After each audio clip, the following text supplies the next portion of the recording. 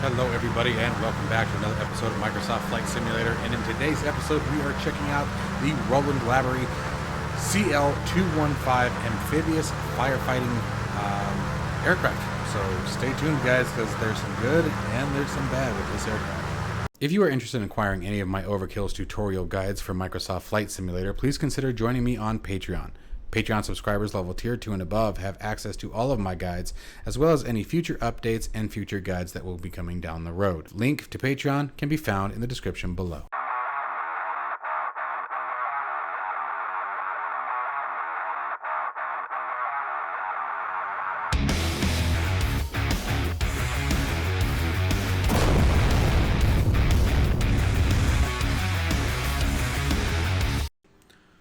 Alright guys, so right out of the gate, let's start talking price. This thing came out to just over $32 US for me. That's really important to take a focus on, because again, this is going to be one of those situations where you're going to be asking, does the price fit the aircraft? Okay, and that's the catch here. If you're taking a look at the exterior textures here, I'm not going to do the typical pan around here. We're just going to sort of point out some things because it's got a little bit of everything right in front of us here. If you take a look at some of the wing details and things like that, you know, especially over here on the left-hand wing here, a lot of this looks very drawn, very colored pencil-ish, lacking a lot of depth and reflection or any kind of, you know, contrast between one surface to the other. At the same token, you know, the shadows look pretty good, the shadowing. You got up here on the nose cone, I think it looks actually rather nice. It really does. You know, the detail has been put here. But then you come right down below under the belly and under the, I guess the float section, I guess, if we're talking about the red area is what I'm trying to focus on here. You get back into that colored pencil look. So the exterior textures of this aircraft are very mixed. The engines have quite a bit of detail, honestly. But again, these are supposed to be big radial engines, dirty, smoky, you know, and you're just not getting any of that. The propeller strike across the view here, really lacking any kind of three-dimensional display. So as far as the textures go, if I were to give this, you know, a rating, you know, out of 10, I'd probably call this a 4 or 5 out of 10. It's got some areas that are really great, and unfortunately other areas that are severely lacking. The landing gear, these look more like plastic model-ish, or like something like a Lego. And again, I want to emphasize, and I'm going to say this a couple of times throughout this video here, the only reason why I'm being this nitpicky is because $32 at that point, especially for an aircraft of this nature, an aircraft with its limited functionality, and you'll see what I get when we get into the cockpit here, what I'm getting at. $32, you're starting to ask basically a premium price. And so at a premium price, are you giving a premium aircraft? You know, so let's go ahead and jump into the cockpit and talk about a few other things. So jumping into the cockpit here, the cockpit textures are pretty good. Again, there are some areas like up here on the forward, you know, warning panel and whatnot. You can sort of see some lack of depth and texturing, but for the most part, they're pretty good. So we're not going to go too picky here on it, but I'm going to give you guys a couple of zoomed in images here, and you guys can sort of make the judgment for yourself. And that's where I'm really trying, you know, with my last few reviews of aircraft, to less is more kind of thing. You know, I want to make sure that you guys get those views of those critical areas and surfaces. That way you guys can sort of make your own decisions. Maybe point out some things that I see that I want to make sure you catch before you purchase. But, you know, I also don't want to discredit any kind of, you know, developer work or whatnot. It's not a terrible aircraft, but it's got some things that need to be addressed, certainly. We just did an auto start of the aircraft today. I didn't worry about, now it does have the opening hatch, by the way, which I actually thought was kind of cool. I gotta remember how I got it closed last time. I think I have to actually swing the camera over there. So let's do that real quick. I do recommend making a couple custom camera views if you're going to get it, but I thought this was kind of neat. You know, little hatches, things that you guys know how much I love crap like that. So real quick, I'm going to show you guys a couple of recommendations for cameras. So you want to definitely get an overhead panel shot. There's quite a bit up there, and they're a little weird to try to navigate from the pilot seat. So I'd recommend coming as close as you can. This is about as far as you need to. Starting the aircraft is really simple, and maybe we'll show that in a different video. There really isn't a lot to that, but we're going to do a Control-Alt and 2 here. That way we can save that camera view. Do the same thing coming back here. We're going to want this one here, Control-Alt and 3. We're going to want this panel when it comes time to take a look at the fueling. And then, obviously, you know, I always set my own custom views for the cockpit view. And so let's do Control-Alt and 1 here. So now we have 1, 2, and 3. Back to the pilot seat. Okay, so those are just a couple views that I do recommend having. Now, as far as the flight today, we're just going to go up. We're going to fill up some water. I'm going to show you guys how to dump some water out of it. Obviously, that's the fun part. Now, you can fill up either while you're on the ground or from sea, but obviously we're going to do it from sea because that's just the cool part about the aircraft. There are some other unfortunate oversights, I guess call it, or things that need to be improved, I would say, which we'll take a look at once we get airborne. So let's go ahead. I'm going to get the head tracker turned on, and we're going to taxi out and get out of here. So I'll sketch you guys in just a minute. All right. Let's get that sound turned back up so you guys can hear the engines. And let's see, we're going to need to use some sort of pushback service today. By the way, a lot of you guys are asking me about this Z here. This is Shift Z Stats. So it is a add-on that you can find on FlightSim.2. And if you just hit Shift and Z, you can see all these stats that come up. Our current coordinates, our altitude, magnetic heading, current airspeed, winds in magnetic direction, airspeed. If I hit it again, you see my frame rates at 40 seconds, current G load on the aircraft, fuel, sim rate, etc. And then tap it again, you get the whole shebang. And one more time for Shift and Z. And there we go. And that was done by Ambitious Pilots. So they do some really, really cool add-ons. I really love their tools. But let's use the Pushback Helper today. And let's get our aircraft pushed back. Let's release that parking brake.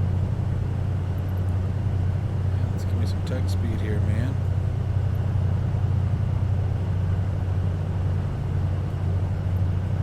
Let's get that tail swung around. Come on, baby. Slow the tug down.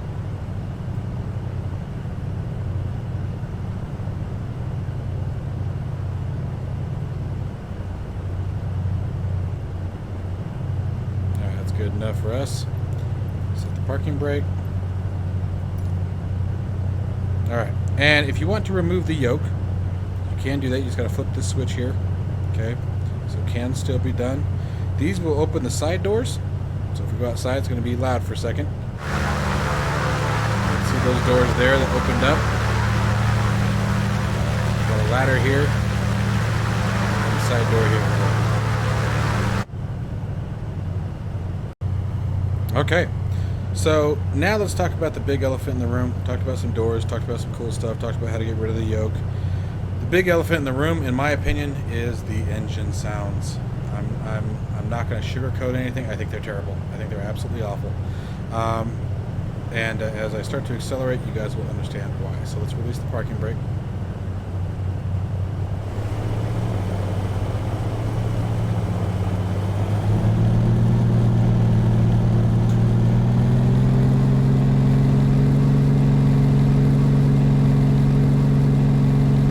There's our engine sounds. No matter what you do, they sound absolutely nothing like a radial engine. Absolutely nothing. That's my first issue.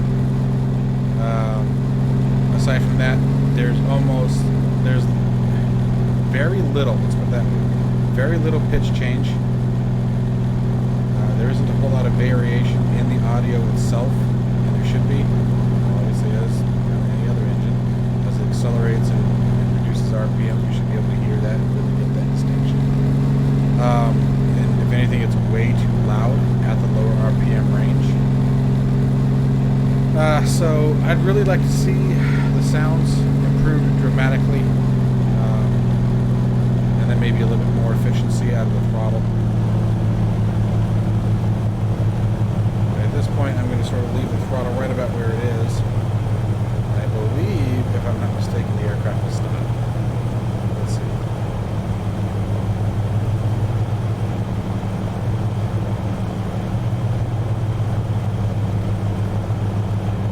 Maybe not. She might hold it idle. Oh, no. No, it's stopping. Yep, okay. So, quite a bit of power. Now, that could be realistic. That I don't know. I don't know a whole lot about this aircraft. I'm not going to pretend that I do.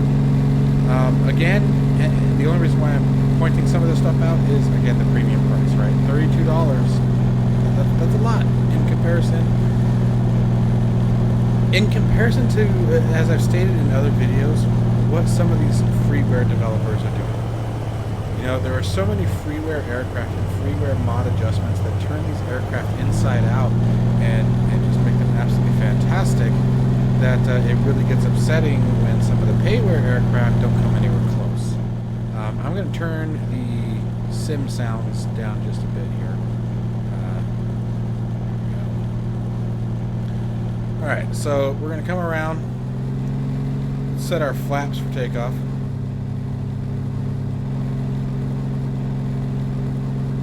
Now from the exterior,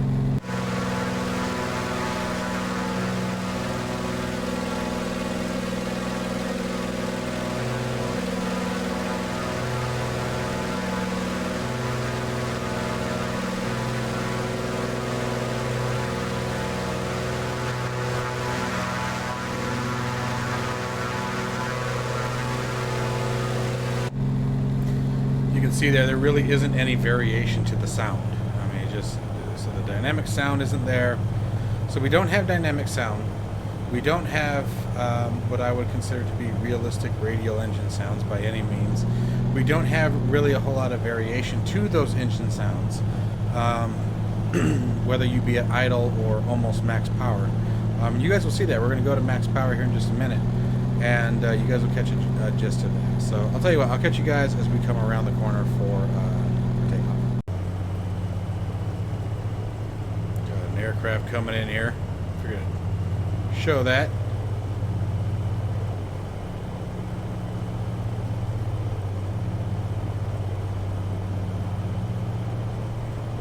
Oh, there's the no landing gear bug. It's amazing how many of some of these bugs have held on for so long. Some of those issues have been around. I mean, I think the no landing gear thing has been around since the launch of the sim. They still can't fix that. It's like, that I will admit, even I get very frustrated with. I don't have a problem with bugs or issues. I have a problem with the same bugs lasting over a year. At some point, you got to stop with the new features and clean up what you got. All right, so here we go. Here we go. So max prop here. We're going to be looking for about 80 knots at rotation. And there it is, guys. That sound that you hear right now, this is max power. The same sound we were hearing through taxi.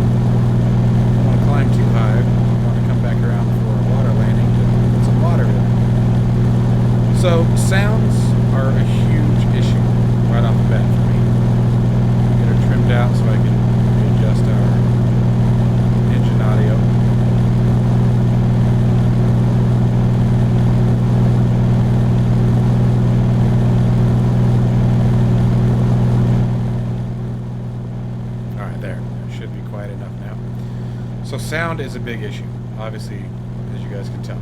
Huge issue. But let's talk about the way it flies. You guys just sort of watch. We'll do some left and right rolls here.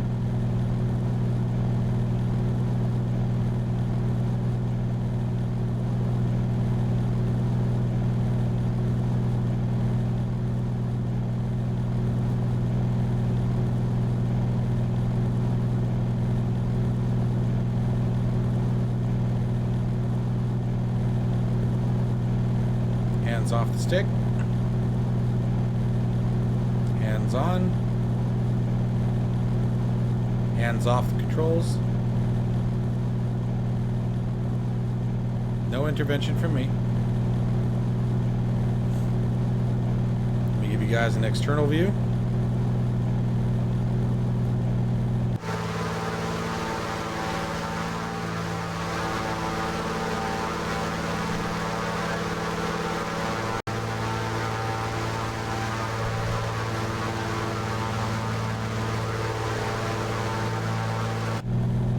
Alright, so she flies okay. The flight model, it's sluggish, which is what you'd expect, right?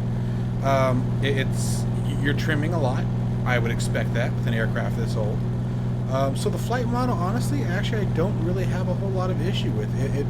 I mean, you could tell. I don't know how to describe it. It's not bad by any means. There are parts that feel chunky. You know, they're not as smooth, a smooth transition from one action to the other as you would expect in flight as some of the other aircraft have, but it's not bad by any means, and I want to be really clear on that. It's really not. But it's definitely, there are certain aspects of it that make you go, eh, you know, but again, definitely nothing that I would call a game breaker, and definitely nothing that I would say lacking effort. I think there was, you know, like I said, the flight model I think is pretty good. I really do. So let's go ahead now and check out a water landing, and we'll check out how to put some water in this little birdie. Alright, so we're going to sort of do a 2-for-1 here. Trim it out here. And actually, if you hit your autopilot master mode, it will lock it into altitude. Although we are descending, let me set my altitude mode. There we go.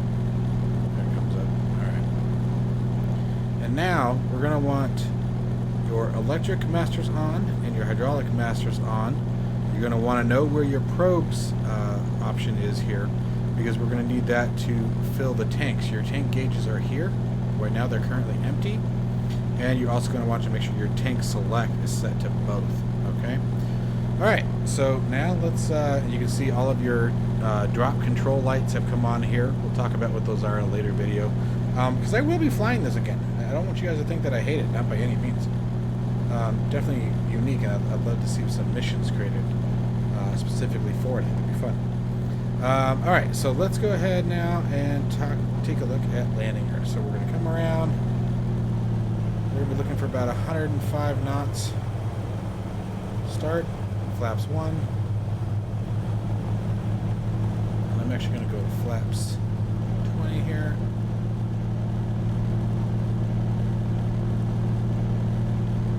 Start descent. We're making a pretty heavy descent at the moment, but we'll loosen up here in just a minute.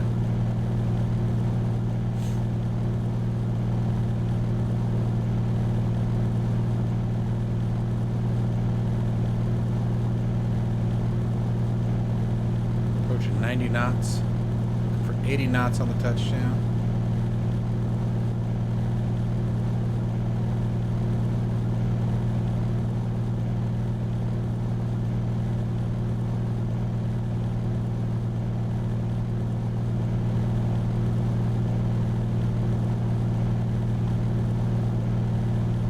Dropping the probes will actually begin filling the tanks.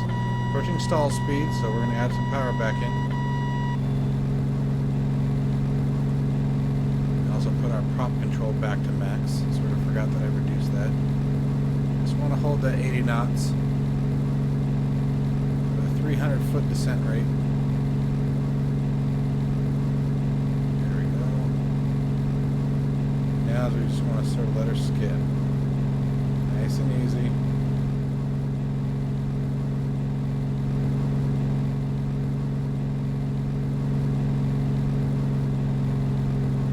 Pull the power back off.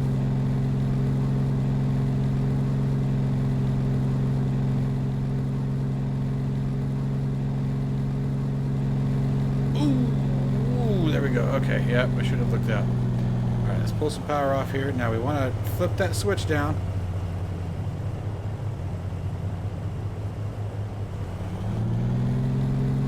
Now this is the weird part. I have had this work where sometimes I gotta flip them down, flip them back down again, and sometimes it doesn't. It's really ridiculous.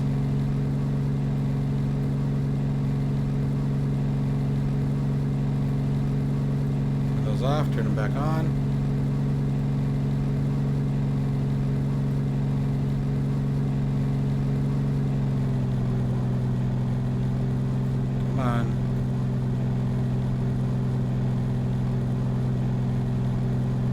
What it's not registering is it's not registering that the probes are actually in the water. And I've seen this a couple times, and then all of a sudden they'll just start filling. So give me just a second.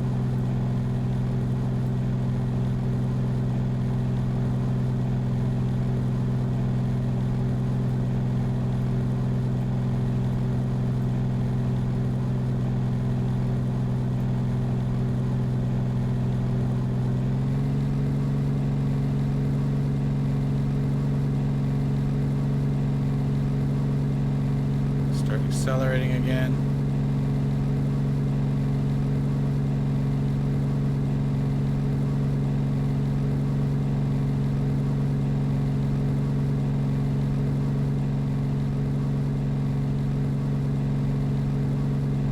There they go. You can see them starting to go as we gain more speed. So we also may not have been going fast enough. And that's something that I've questioned a couple times. So there they go. So about 70 knots is what you're looking for. Alright. And we're going to keep that nose down a little bit. And we're at max. So 550 gallons, I believe, is max. So let's get those up. And now let's go ahead and start picking up. It's a little clunky, a little weird. So what I like to do is just pick up, start getting some airspeed, start reducing our flaps.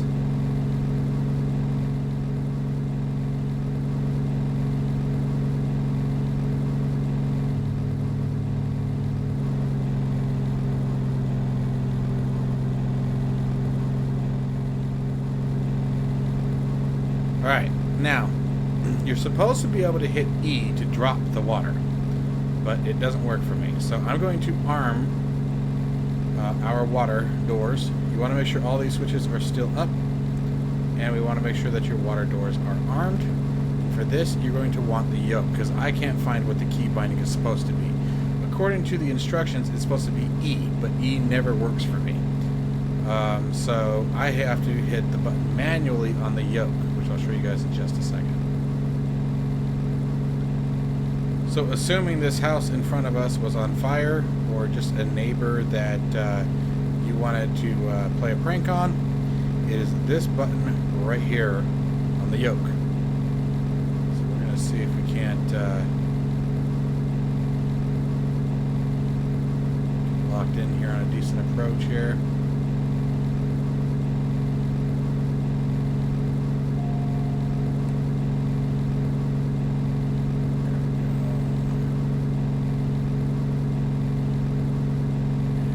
Tap our button here, boom.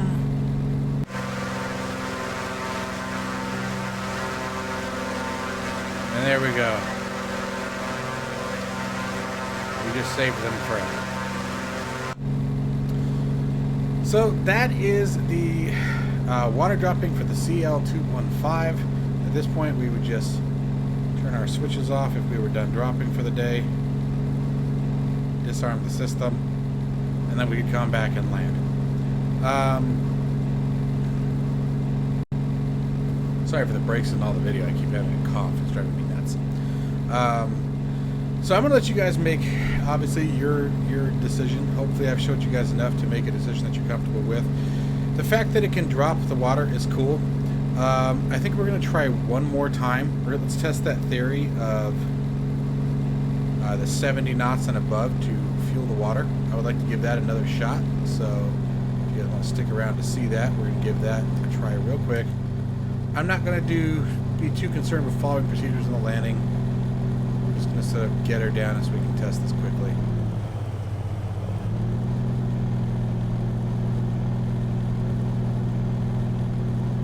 Let's see what we got going on.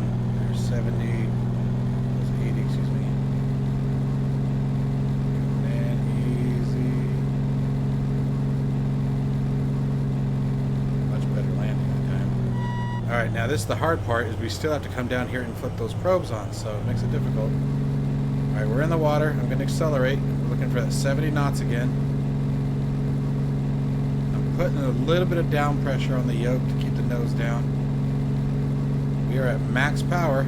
There it is. Yeah, so it's right about 70 knots. And then she'll start fueling. So, good to know. There it is. Now we got to get that switch back up. So we got to figure out, there got to be ways, there needs to be ways to bind that. Yeah, I know, but if we don't get off the ground or out of the water now, we're going to have a problem. Flaps up.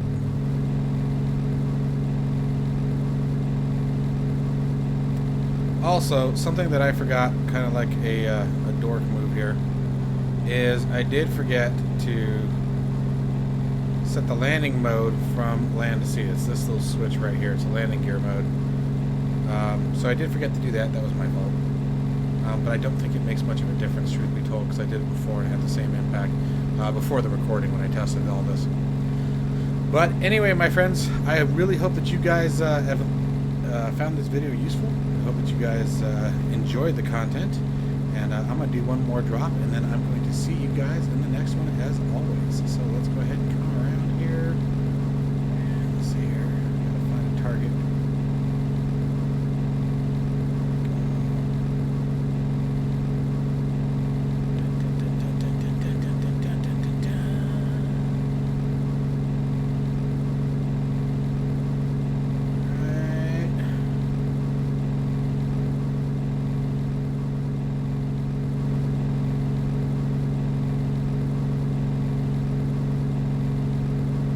You know what we're going to do? We're going to get those party goers on the fence line.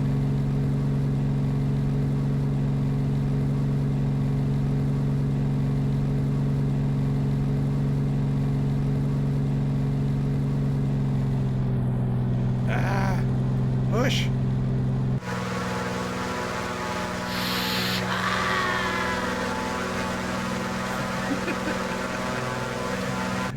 Alright, well that's a little awkward, but like I said, we got to figure out that key binding is. But anyway, my friends, I hope you guys all are doing very, very well. I hope you're staying safe and healthy, and you all had a wonderful Christmas holiday. And I will see you guys in the next one.